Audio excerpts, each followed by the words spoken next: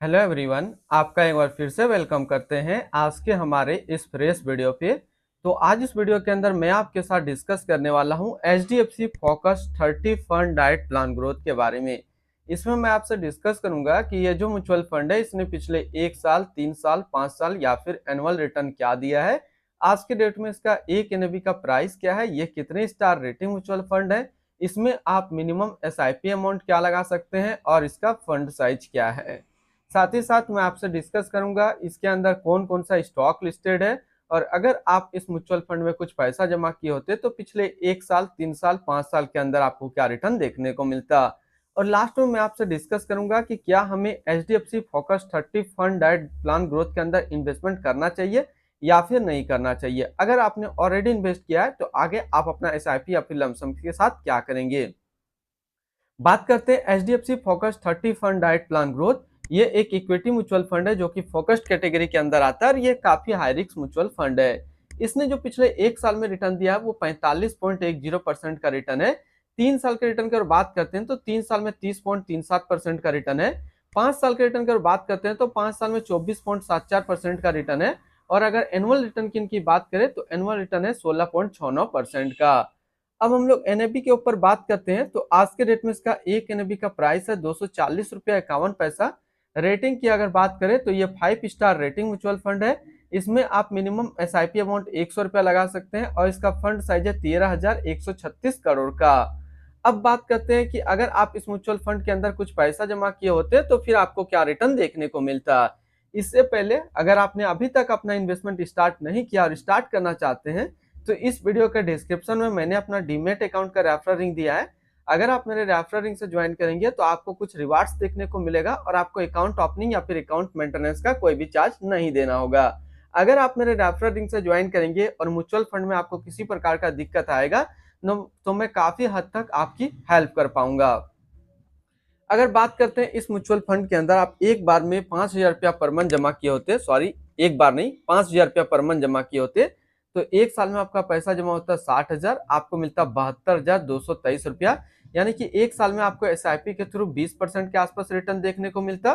3 साल की बात करते हैं तो 3 साल में आपका पैसा जमा होता है 1,80,000, आपको मिलता 2,83,867 रुपया। यानी कि SIP के थ्रू 3 साल में आपको करीब 57% का रिटर्न देखने को मिलता। और अगर बात करें 5 साल का तो 5 साल में आपका पैसा जमा होता 3 लाख, आपको मिलता 6,44,163 रुपया। यानी कि 5 साल में आपको SIP के थ्रू करीब 114% के आसपास रिटर्न देखने को मिलता। अब बात करते हैं अगर आप इस म्यूचुअल फंड के अंदर एक बार में 1 लाख रुपए का लमसम किया होता तो 1 साल में आपका 1 लाख रुपया 1,45,100 रुपया होता। 3 साल में आपका 1 लाख रुपया 2,21,581 रुपया होता। और 5 साल में आपका 1 लाख रुपया 3,02,015 रुपया होता। अगर इसके अंदर होल्डिंग देखें तो इसके अंदर जो टोटल स्टॉक लिस्टेड है वो टोटल 34 स्टॉक लिस्टेड है। अगर हम इसमें टॉप 10 और उसके सेक्टर वाइज डिस्कस करते हैं तो पहला नाम आता है HDFC बैंक लिमिटेड फाइनेंशियल क्षेत्र, ICICI bank limited financial, Axis bank limited financial, Cipla limited health care, SCL technology limited technology, Kotak Mahindra bank limited financial, SBI life insurance company limited insurance, Bharti Airtel limited communication, Hindustan aeronautic limited capital goods and state bank of India financial क्षेत्र में है। अगर हम लोग इसकी holding analysis को देखें तो इक्विटी पे है 87.2, कैश पे 8.9 और डेप्ट पे है 0.4%। अब इस इक्विटी को अगर सेक्टर वाइज देखते हैं तो फाइनेंशियल पे है 36.9, अदर्स पे है 16.8, हेल्थ केयर पे है 14.6, टेक्नोलॉजी पे 9.3, ऑटोमोबाइल पे 7.9, कंस्ट्रक्शन पे 6.6 और कैपिटल गुड्स पे है 5.3%। इसकी एडवांस रेशियो की अगर बात करते हैं तो इसका प्राइस टू अर्निंग रेशियो 25.70 और पीबी रेशियो 4.06। अगर आप इस म्यूचुअल फंड के अंदर अपना पैसा इन्वेस्ट करना चाहते हैं तो फिर मिनिमम लमसम आपको 100 रुपया का करना होगा, और अगर आप SIP के थ्रू इन्वेस्टमेंट करते हैं तो आप 100 रुपया से स्टार्ट कर सकते हैं। अब हम लोग रिटर्न एंड रैंकिंग के ऊपर बात करते हैं और वहीं पे आपको समझ में आएगा कि क्या हमें HDFC फोकस 30 फंड के अंदर इन्वेस्ट करना चाहिए या फिर नहीं करना चाहिए। तो सबसे पहले हम लोग बात करते हैं HDFC फोकस 30 फंड का जो फंड रिटर्न है 1 साल में 45.1%, 3 साल में 30.4, 5 साल में 24.7 और एनुअल है 16.7 का। वहीं पे इस कैटेगरी का जो एवरेज रिटर्न होता है यानी कि इक्विटी फोकस्ड म्यूचुअल फंड का 1 साल में 38.6, 3 साल में 19.3, 5 साल में 20.1 का है। तो यहाँ से देखेंगे तो ये म्यूचुअल फंड 1 साल में अपना कैटेगरी एवरेज से ज्यादा रिटर्न देता है, 3 साल में भी दिया है और 5 साल में भी दिया है। तो अगर आप फोकस्ड इक्विटी फंड ढूंढ रहे हैं तो ये आपके लिए अच्छा विकल्प है, आप इसके अंदर अपना इन्वेस्टमेंट कर सकते हैं। अगर आपने ऑलरेडी इन्वेस्ट किया है तो आगे आप अपना एसआईपी या फिर लमसम को कंटिन्यू रखेंगे। अगर आपको इसी के आसपास सिमिलर फंड्स देखना हो तो इसके आसपास जो सिमिलर फंड्स है वो टोटल 4 अच्छा फंड है। एक तो सबसे पहले HDFC focus 30 fund direct plan growth, जिसका अभी हम लोग जिक्र कर रहे हैं। दूसरा है ICIC prudential focused equity fund direct growth.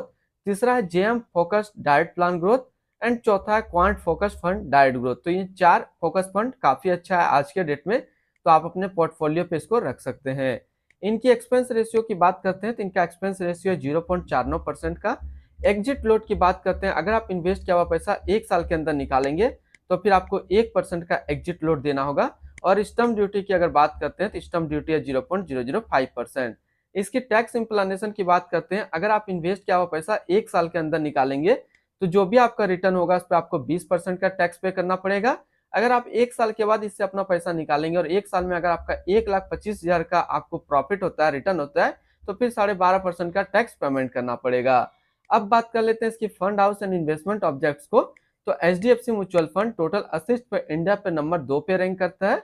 इसका टोटल असिस्ट अंडर मैनेजमेंट है 7,13,538 करोड़ का। बात करते हैं HDFC focus 30 fund direct plan growth. ये एक इक्विटी म्यूचुअल फंड है जो कि लॉन्च किया गया एचडीएफसी म्यूचुअल फंड की तरफ से। विनय कुलकर्णी अभी इस फंड का करंट फंड मैनेजर है। इस फंड का करंटली असिस्ट अंडर मैनेजमेंट है 7,13,538 करोड़ का और लेटेस्ट ने भी है 240 रुपया 51 पैसा। बात करते हैं HDFC focus 30 fund direct plan growth. ये एक काफी हाई रिस्क म्यूचुअल फंड है। इसमें मिनिमम एसआईपी अमाउंट 100 रुपया का सेट किया गया है और मिनिमम लमसम 100 रुपया का सेट किया गया है। अगर आप इन्वेस्ट किया हुआ पैसा 1 साल के अंदर निकालेंगे तो फिर आपको 1% का एग्जिट लोड देना होगा। और इसकी फंड बेंचमार्क की अगर बात करते हैं तो इसका फंड बेंचमार्क है निफ्टी 500 टोटल रिटर्न इंडेक्स। तो जैसा कि आज इस वीडियो के अंदर मैंने आपके साथ डिस्कस किया एचडीएफसी फोकस 30 फंड, अगर आपने इसके अंदर ऑलरेडी अपना इन्वेस्टमेंट बनाए हुए हैं तो आप इसको कंटिन्यू रखेंगे। अगर आप फ्रेश बाय करना चाहते हैं तो बिल्कुल कर सकते हैं। और इसके अलावा अगर आपको और भी फोकस्ड म्यूचुअल फंड के बारे में जानकारी चाहिए तो अभी 4 जो मैंने सिमिलर फंड्स बताया था, एक तो है ICIC prudential focus equity fund direct growth, दूसरा है JM focus direct plan growth and तीसरा quant focus fund direct growth. तो आप इन 3 म्यूचुअल फंड्स को भी आप अपने पोर्टफोलियो पे रख सकते हैं। इसने काफी अच्छा रिटर्न दिया है। बात करें आईसीआईसी प्रूडेंटल और जेएम फोकस, ये 4 स्टार रेटिंग म्यूचुअल फंड है। क्वांट फोकस ये 5 स्टार रेटिंग म्यूचुअल फंड है। तो आप इनको भी अपने पोर्टफोलियो पे रख सकते हैं। फिर मिलते हैं हम लोग नेक्स्ट को इस तरीके का वीडियो की अच्छी जानकारी को लेकर के।